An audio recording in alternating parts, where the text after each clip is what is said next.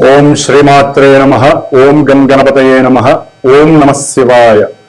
ఓం వాగర్ధావివ సంవృక్తో వాగర్ధ ప్రతిపత్తయే జగతః పితరో వందే పార్వతీ పరమేశ్వరో.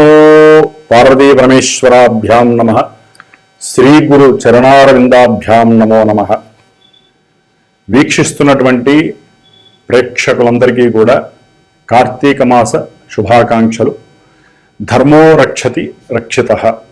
మన యొక్క సనాతన ధర్మాన్ని మనం కాపాడుకుంటూ రక్షించుకున్నట్లయితే మన యొక్క ఆచారాలు సాంప్రదాయాలని మనం గనక నిత్యము ఆచరిస్తూ దైవానుగ్రహాన్ని పొందటానికి జపరూపేణ, నామరూపేణ, స్తోత్రరూపేణ, హోమరూపేణ లేదా అభిషేక రూపేణ, కీర్తన రూపేణ, ఏదో రూపేణ మనము ఆ భగవద్ ధ్యానాన్ని గనక ఆచరించినట్లయితే శరీరము, మనసు, బుద్ధి అట్లాగే పంచేంద్రియాలు ఇవన్నీ కూడా చక్కగా నిలబడి మన యొక్క జీవితం మొత్తము కూడా శాశ్వతమైనటువంటి ఎన్నో శుభ ప్రక్రియల్ని అనుభవింపజేస్తూ జన్మ సార్థకతని ప్రసాదిస్తూ ఉంటాయి.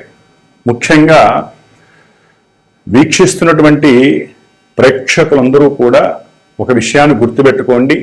ఈ గోచార కాలచక్రము మనకి శరీరం వంటిది. ఎందుకంటే ఇది చంద్రుడికి సంబంధించినటువంటిది. మనం జన్మించినటువంటి సమయంలో డేటు, టైము, ప్లేసు ఏదైతే ఉంటాయో అవి మాత్రమే మనకి ప్రాణం లాంటిది. ఎందుకంటే ఆ మనం పుట్టిన ఆ సమయానుకూలంగా మాత్రమే మనకి ఒక లగ్నము అనేటటువంటి ఒక ప్రాణము ఏర్పడుతుంది సూర్యుడి యొక్క ఉదయం ద్వారా, అస్తమయం ద్వారా. కాబట్టి ఆ లెక్కల ద్వారా ఏర్పడినటువంటి ఈ ప్రాణము అంటే జన్మ లగ్నం అనేటటువంటిది దాన్ని బట్టే మనకి ఏ భావాలు ఏ విధంగా ఉంటాయి. అది ఆరోగ్యము, ధనము, విద్య, సహాయ సహకారాలు, ఇట్లా ముఖ్యంగా వివాహము, సంతానము, కర్మ, ఉద్యోగము, వ్యాపారము, అభీష్ట సిద్ధి, చివరికి మనం పోయేటటువంటి నిద్ర, ఇవన్నీ కూడా ఆ భావాలను బట్టి మాత్రమే ఆధారపడి ఉంటాయి. మరి అట్లాగే దశలు, అంతర్దశలను బట్టి కూడా మన యొక్క జన్మజాతకం రీత్యా మాత్రమే ఇప్పుడు కాలమానంలో ఈ గోచారము అన్వయిస్తూ ఉంటారు. కాబట్టి జన్మగోచారము అంటే ఇప్పుడు చెప్పేటటువంటి ఈ మేషరాశి నుంచి ద్వాదశ రాశి ఫలితాలు మీనరాశి వరకు కూడా కొంతవరకు మాత్రమే మనం అన్వయించుకోవడానికి అవకాశం ఉంటుంది. జన్మజాతకము మాత్రమే పర్ఫెక్ట్ రిజల్ట్స్ని మనకిస్తుంది. అంటే ఎవరికి ఏ విధమైనటువంటి సమస్యలు అనుభవిస్తున్నా, ఈవెంట్స్ జరగకపోయినా, అట్లాగే ఏదైనా అనర్థాలు జరుగుతున్నా, ప్రమాదాలు జరుగుతున్నా, లేదా వివాహాలు ఆలస్యము, సంతానపరంగా సమస్యలు ఏవి జరిగినా అవన్నీ కూడా జన్మలగ్నానికి మాత్రమే లింక్ అయ్యి ఉంటాయి. దశ అంతర్దశలు మాత్రమే మనల్ని ప్రభావితం చేస్తే గుర్తుపెట్టుకోండి. ఎందుకంటే కొంతమంది మాకు జన్మగోచారంలో చెప్పినవన్నీ జరగట్లేదండి అంటారు, కొంతమంది మాకు జరుగుతున్నాయండి అంటారు. కాబట్టి కొంతమంది ఇవన్నీ ట్రాష్ అని తీసేస్తారు. ఏది ట్రాష్ ఉండదండి, ప్రతిదీ కూడా గ్రహాలు ఇచ్చేటటువంటి ఫలితాలను బట్టే ఆధారపడి ఉంటాయి. అది గుర్తుపెట్టుకోండి. కాబట్టి ఎవరైనా జన్మజాతక రీత్యా తెలుసుకోవాలి అనుకుంటే చక్కగా మా యొక్క శ్రీమాత జ్యోతిషాలయ పీఠానికి ఫోన్ చేసి మీ యొక్క జన్మజాతక విశేషాలని చక్కగా తెలుసుకోవచ్చు. అట్లాగే ముఖ్యంగా మనకి ఈ యొక్క కాలచక్ర గోచారంలో ఇప్పుడు ప్రజెంట్ నవంబర్ 1 నుంచి నవంబర్ 30వ తేదీ వరకు కూడా కార్తీక మాస విశేష శుభాకాంక్షలు.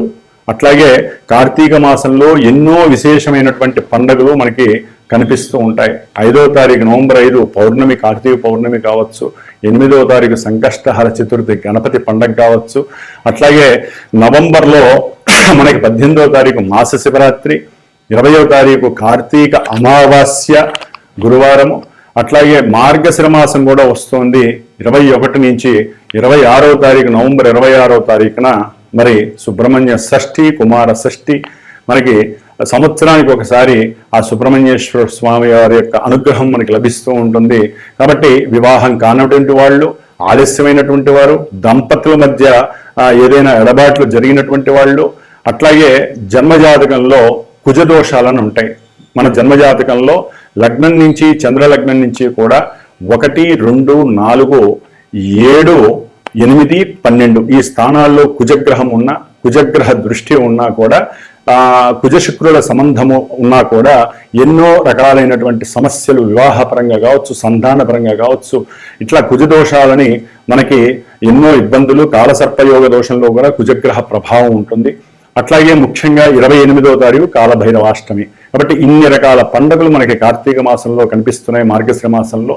కాబట్టి ఈ యొక్క కాలచక్రంలో ఇప్పుడు నవంబరు 17 వరకు కూడా సూర్యుడు మరి కాలచక్రంలో అధిష్టాన దేవత, అధినేత అయినటువంటి రారాజు అయినటువంటి సూర్య భగవానుడు ఆయన నీచస్థితి అయినటువంటి తులారాశిలో ఉండి, తర్వాత నవంబర్ 17 నుంచి కూడా చక్కగా మిత్రరాశి అయినటువంటి కుజరాశిలోకి వెళ్ళి, అంటే వృశ్చిక రాశిలోకి ప్రవేశించేసి కుజుడితో కలిసి ఉంటాడు.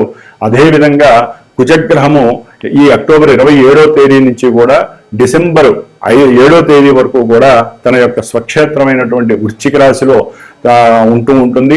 అట్లాగే బుధగ్రహము ముఖ్యంగా ఇటు తులారాశిలో ఉండి మళ్ళీ నవంబర్ మాసంలో వృశ్చిక రాశిలోకి వెళ్ళి మళ్ళీ తులారాశిలోకి వచ్చి వక్రత్వం పొంది వ్యాపారస్తులకి అట్లాగే చదువుకునే విద్యార్థులకి ఇది చాలా కొన్ని ఇబ్బందులు కూడా క్రియేట్ చేసేటటువంటి పరిస్థితి బుధగ్రహం ఇస్తుంది.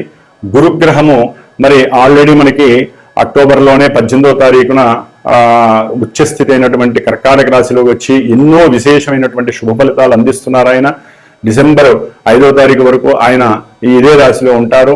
ముఖ్యంగా శని భగవానుడు మరి వక్రత్వం చెంది 4-5 నెలలు అవుతోంది. ఆయన మీనరాశిలో ఉండి అదే మీనరాశిలో పూర్వభాద్ర నక్షత్రంలో ఈ నెల నవంబర్ 28వ తేదీన మళ్ళీ రుజుమార్గం డైరెక్ట్ మోషన్లో ప్రభావితం చేస్తాడు. ఎన్నో రాశుల్ని ప్రభావితం చేసి ఏలినాటి అష్టమ అర్ధాష్టమ శని ప్రభావాలు అధికంగా ఉండేటట్టుగా కొన్ని రాశులు ఉన్నాయి కదా, ఆ రాశులందరికీ మళ్ళీ ఆ యొక్క ఇబ్బందులు, సమస్యలు మళ్ళీ ప్రిపేర్ అవుతూ ఉంటాయి.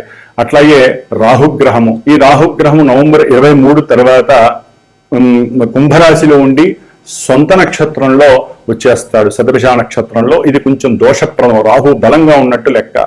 శని రాశిలో ఉండి సొంత నక్షత్రంలో ఉన్నటువంటి రాహువుకి తిరుగు ఉండదు. అట్లాగే ఇప్పటి వరకు పూర్వభాద్ర నక్షత్రంలో ఉండటం వలన రాహువు కొంత గురువు యొక్క ఫలితాలను కూడా ఇస్తూ కొంత శుభపరిచినటువంటి పరిస్థితులు కొన్ని రాశులు ఉన్నాయి. కేతువు సింహరాశిలో ఉండి మరి శుక్ర నక్షత్రంలో ఉన్నాడు సింహరాశిలో. కాబట్టి ఈ విధంగా గ్రహాలు ఈ విధంగా నవంబర్ నెలలో ఇమిడి కొన్ని రాశుల వాళ్ళకి ఇబ్బందులు, కొన్ని రాశుల వారికి శుభ ఫలితాలు జరుగుతాయి. జన్మజాతక రీత్యా ఈ గ్రహాలు ఏ ఏ నక్షత్రాల్లో ఉన్నాయి, శుభ ఫలితాలను ఇచ్చేటటువంటి కొన్ని ఈవెంట్స్ ఇచ్చే గ్రహాలు కాలచక్రంలో ఏ గ్రహమైనా గుర్తుపెట్టుకోండి. జన్మజాతకంలో శుభ ఫలితాలను శుభస్థానాల్లో ఉండి ఇప్పుడు గోచారంలో శత్రుక్షేత్రాలలో ఉంటే వాటి యొక్క ఎఫెక్షన్ అనేటటువంటిది అంత శుభాలను ఇవ్వదు. అట్లాగే మనం పుట్టినప్పుడు జన్మజాతకంలో కొన్ని గ్రహాలు నీచక్షేత్రాలు, పాపక్షేత్రాలలో ఉండి ఇప్పుడు ప్రజెంట్ గోచారంలో మిత్రక్షేత్రాలు కావచ్చు, తన యొక్క సొంత ఇంట్లో కానీ ఉచ్చక్షేత్రాల్లో ఉంటే చాలా వరకు శుభ ఫలితాలు ఇవ్వడానికి ఈ గోచార చక్రము చాలా ఉపయోగపడుతుంది. అవి తెలుసుకోవడానికే మరి గోచార చక్రం రీత్యా ఎంతో మంది గురువులు చక్కగా వారికి ఉన్నటువంటి జ్ఞానాన్ని, లోక విజ్ఞానాన్ని, అంతరిక్ష విజ్ఞానాన్ని మీ అందరికీ తెలియజేస్తున్నారు.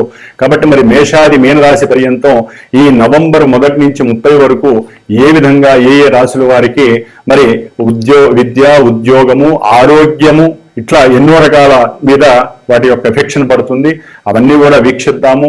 ముఖ్యంగా శ్రీమాత జ్యోతిషాలయ పీఠంలో ఎప్పుడూ ఏదో ఒక పూజలు, జపాలు, హోమాలు జరుగుతూ ఉంటాయి. కాబట్టి ఆ యొక్క విశ్లేషణని మీకు తెలియజేద్దామనే ఉద్దేశంతో మరి ముఖ్యంగా ఈ యొక్క నవంబర్ నెలలో 14వ తారీఖు 13-14వ తేదీన కాశీ క్షేత్రంలో ఎవరైతే ఏలినాటి అష్టమ అర్ధాష్టమ శనిగ్రహ ప్రభావం వలన ఎన్నో ఆర్థిక ఇబ్బందులు, మానసిక రుగ్మతలు, ముఖ్యంగా మోకాల నొప్పులు కావచ్చు, శరీరంలో ఎన్నో రకాలైనటువంటి దీర్ఘకాలిక వ్యాధులు ఉన్నాయి.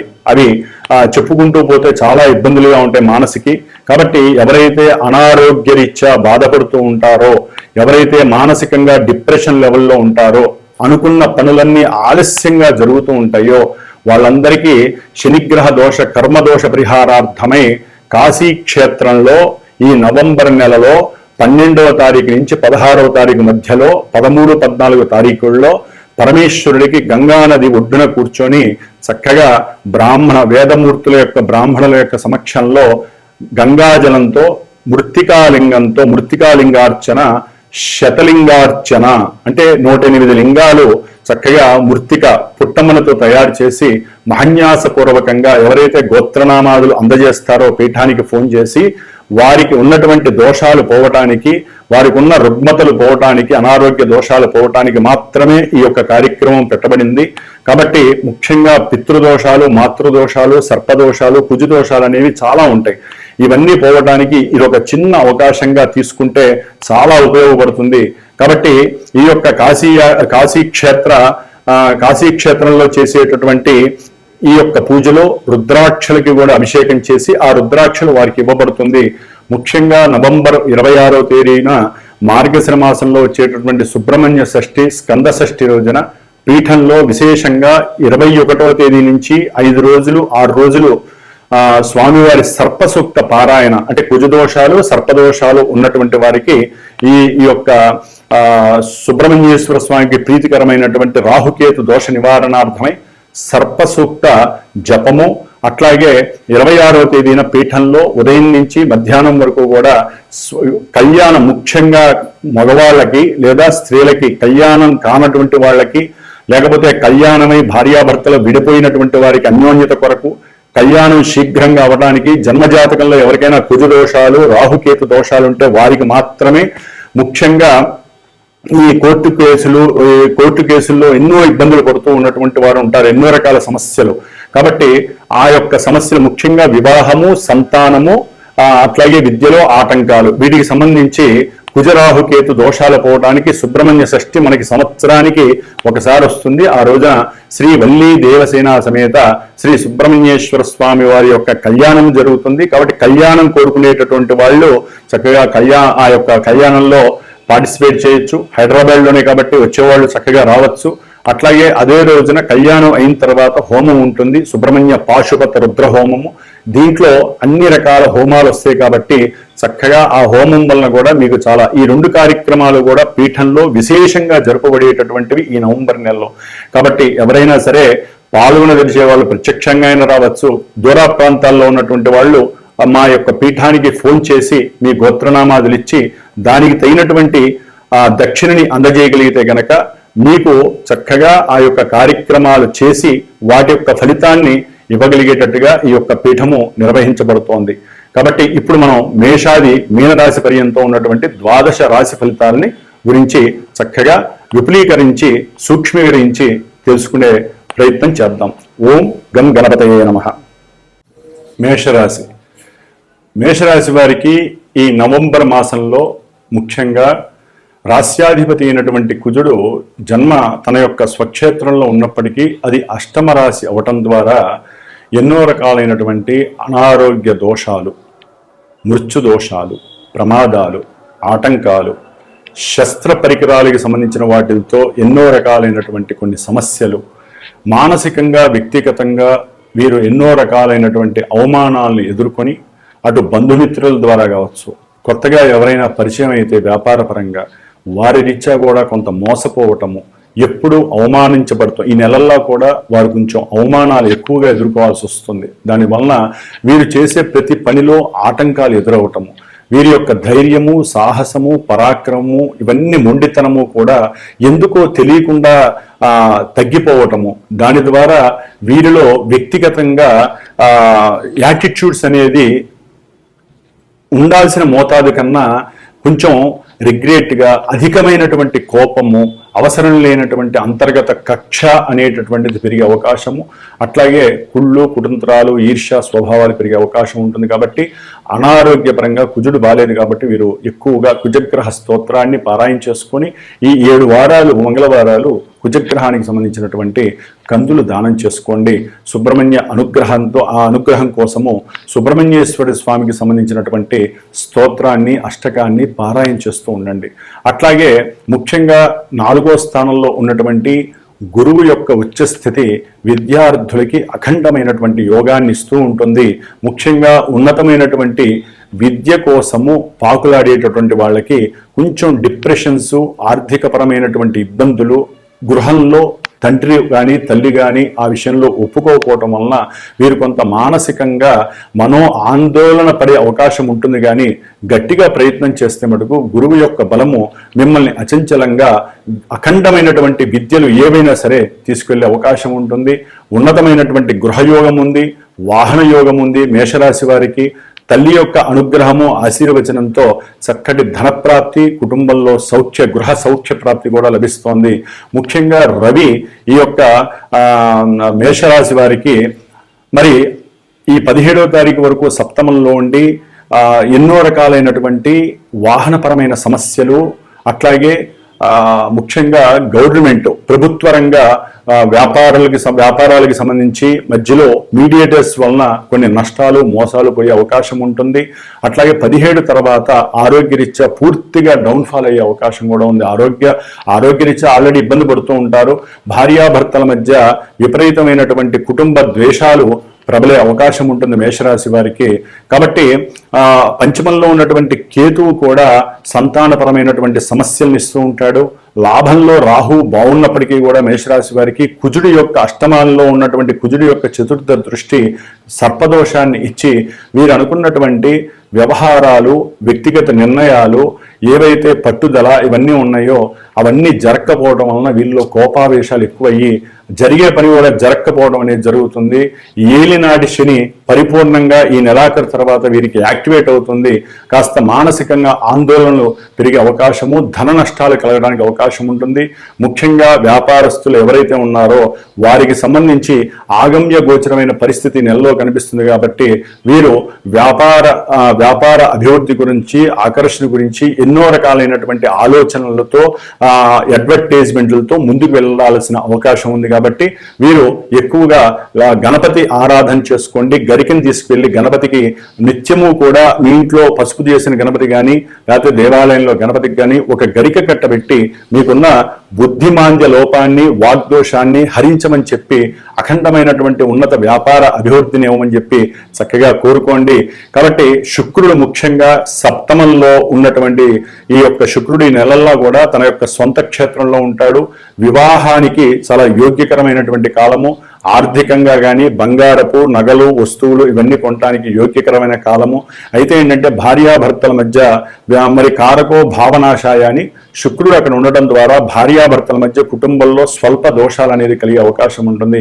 ఏదేమైనప్పటికీ మేషరాశి వారికి ముఖ్యంగా ఆరోగ్యరీత్యా అట్లాగే కొన్ని కార్యభంగాలు, ఆటంకాలు, అనుకున్నవి జరగకపోవడం ఇలాంటివి జరిగే అవకాశం ఉంది. కాబట్టి ముఖ్యంగా మేషరాశి వారు సుబ్రహ్మణ్య ఆరాధన తప్పకుండా చేయండి. కుజగ్రహ స్తోత్రాన్ని రోజు 70 సార్లు లేదా 7 సార్లు చదవండి. ఓం సుబ్రహ్మణ్యేశ్వరాయ నమః. వీక్షిస్తున్నటువంటి ప్రేక్షకులందరికీ ఒక చిన్న విన్నపం అండి. మనకి ఈ యొక్క కమ్యూనికేషన్ అంటే ఇంటర్నేషనల్ కమ్యూనికేషన్ కావచ్చు, దూరాభారాల్లో ఉన్న వాళ్ళు కావచ్చు, మనకి దగ్గరలో ఉండి ఎప్పుడు మనం సెల్ ఫోన్ వాడుతూ ఉంటాం. ఆ సెల్ ఫోన్లో ఎక్కువగా యాక్టివేట్ చేసేది మనము వాట్సప్. అంటే కమ్యూనికేషన్లో ముఖ్యమైనటువంటి భాగం ఏదైనా అంటే సెల్ ఫోన్లో వాట్సప్. తెల్లారు లేస్తే వాట్సప్ ఆన్ చేస్తే మన బంధువుల ద్వారా కావచ్చు, ఆయన ద్వారా కావచ్చు, తల్లి, తండ్రి, కొడుకు ఎవరైనా సరే ఆ వాట్సప్ అనేటటువంటి ఆ వాట్స్ యాప్ని ఎక్కువగా యూజ్ చేస్తూ చాలా తన్మయత్వాన్ని, ఆనందాన్ని, ఎక్కడెక్కడ విషయాలని మనం చేరవేసుకుంటూ వాట్సప్ అనే ద్వారా చక్కగా వీడియో కాల్లో మాట్లాడతాం, మామూలుగా వాయిస్ కాల్ మాట్లాడతాం, మెసేజ్లు పంపిస్తూ తీసుకుంటూ ఉంటాం. మరి ఇటువంటి వాట్సాప్ని మరి ప్రస్తుత పరిస్థితుల్లో మరి ఇది అమెరికా యాప్ అని చెప్పి విన్నాను. మరి అమెరికాలో ఉన్న ఫ్లక్చువేషన్స్ వలన మరి దేని వలన తెలియదు వాట్సప్ అనేటటువంటిది మనకి పెద్ద అగాధమైనటువంటి విషయం అయిపోయింది. వాట్సాప్లో మెసేజ్లు నెలకి ఇన్ని మాత్రమే పరిమితం చేస్తూ ఒక వ్యక్తికి ఒక మెసేజ్ చేస్తే అది పోతోంది. ఒక 250 మందికి మెసేజ్ చేయాలంటే ఒక్కసారే జరుగుతోంది. కాబట్టి మనకున్న కమ్యూనికేషన్ దెబ్బతింటోంది. కాబట్టి మన ఇండియాలో జోహో అనేటటువంటి ఒక తమిళ్ యాప్, తమిళియన్ ఒక ఆయన మరి అరట్టాయ్ అనేటటువంటి వాట్సాప్కి ప్రత్యామ్నాయంగా ఈ మెసేజెస్ కానీ ఏదైనా సరే మనకున్న టాలెంట్తో ఆయన ఏర్పాటు చేశారు. కాబట్టి దీన్ని మనం ఎరట్టాయ్ అనేటటువంటి ఈ వాట్సాప్ బదులు మనం ప్రత్యామ్నాయంగా పెట్టుకుంటే మన కమ్యూనికేషన్ వ్యవస్థ దెబ్బతినకుండా ఉంటుంది. ఎందుకంటే ఉద్యోగాలు కావచ్చు, వివాహాలు కావచ్చు, మ్యాట్రిమోనీస్ కావచ్చు, జ్యోతిష్యం కావచ్చు, లేకపోతే మీకు శుభ పరిణామాలు, శుభ విషయాలు తెలియాలన్నా ప్రపంచంలో జ్ఞానం, లోక జ్ఞానం తెలియాలన్నా వాట్సప్ మీదే ఆధారపడి ఉన్నాం. ప్రస్తుత పరిస్థితుల్లో మనకి వ్యక్తులతో సంబంధం లేదు. మనకి ఈ యొక్క కమ్యూనికేషన్ వ్యవస్థ పడిపోకూడదు. సత్సంబంధాలు అనేవి ఆల్రెడీ కుటుంబాల్లో దూరం అయిపోయినాయి. ఏదో వాట్సాప్లో ఉన్న మనం ఆ సత్సంబంధాలని మనం చక్కగా అనుభవిస్తున్నాం. కాబట్టి అందరూ కూడా గుర్తుపెట్టుకోండి, అరట్టాయ్ అనేటటువంటి ఇండియన్ యాప్ని అందరూ చక్కగా పెట్టుకోండి. ఎందుకంటే నేను మీకు విషయం చేయాలన్నా మీరు ఆ అరట్టాయ్ యాప్లో ఉండాలి. కాబట్టి చక్కగా ఈ యొక్క యాప్ని అందరూ డౌన్లోడ్ చేసుకోండి. చక్కగా ప్లే స్టోర్కి వెళ్ళి అందరం కూడా ఈ యొక్క యాప్ ద్వారా మళ్ళీ మన యొక్క కమ్యూనికేషన్ని పునరుద్ధరణం చేసుకుంటూ ముందుకు వెళ్ళాలని, ఏదో నాకు తోచినటువంటి ఈ విషయాన్ని అందరికీ తెలియజేయాలని, నేను అనుభవిస్తున్నటువంటి వాట్సాప్ని కొంత ఇబ్బందిగా మారింది కాబట్టి మీరందరూ అరట్టాయిని యూజ్ చేయండి. భవిష్యత్తులో మనందరం కూడా ఆ యొక్క యాప్ ద్వారా కమ్యూనికేట్ చేసుకుంటూ శుభాలని చర్చించుకుందాం. ఓం శుభమస్తు.